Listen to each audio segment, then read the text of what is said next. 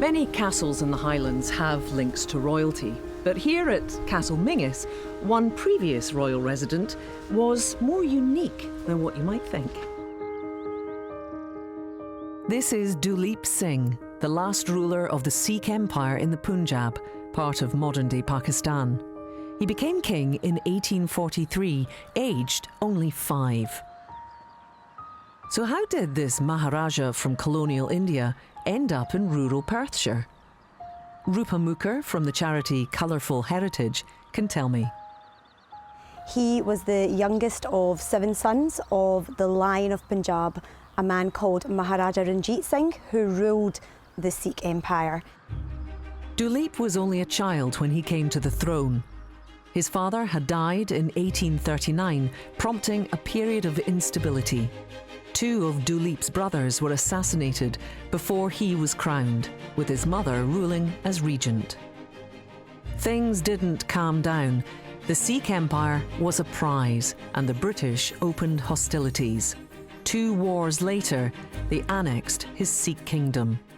He was around age 10, and at that time he was deposed and put under the guardianship of a Scotsman called Sir John Spencer Logan, and ended up here in Castle Menzies in Perthshire because it had been leased for him by Sir John Logan, and this is where he effectively ended up staying for the rest of his teens.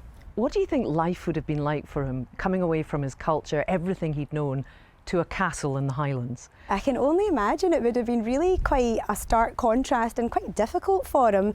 You know, he was a young royal used to lavish palaces, exotic plants, exotic animals even. You know, of course the climate was probably something that was quite different as well. You know, that would have been probably the most difficult thing to adapt to. I think so.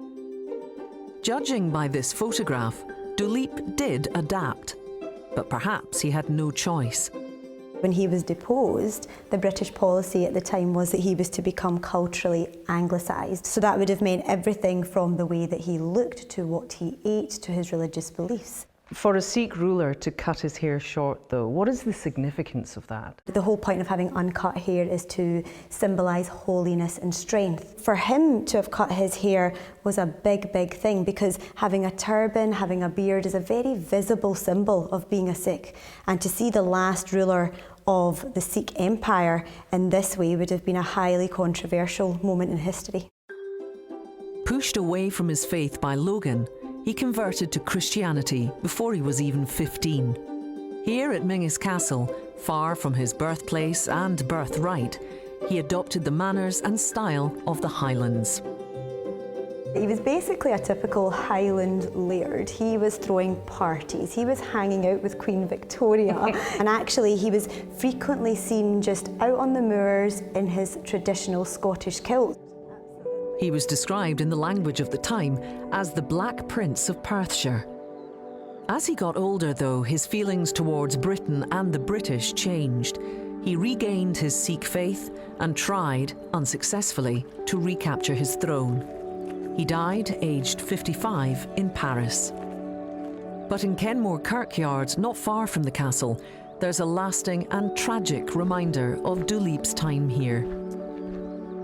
This grave here is Maharajah Duleep Singh's firstborn son, and unfortunately his son died when he was a day old. Let's be honest, Kenmore Kirk is probably the last place you're expecting to see this, but it's so hugely significant. The heir to, you know, the Sikh Empire is here.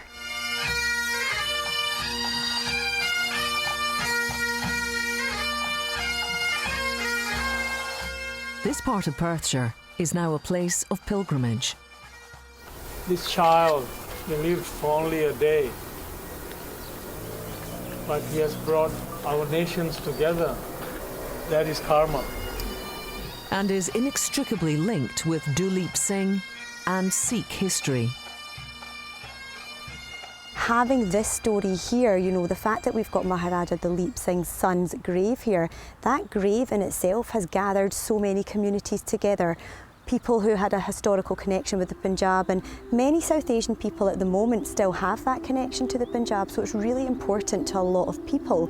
Yes, it's a huge historical significant story for Sikhs worldwide, but for Scots, due to the geography of it, I think it's really important that we do know what we have here right at home.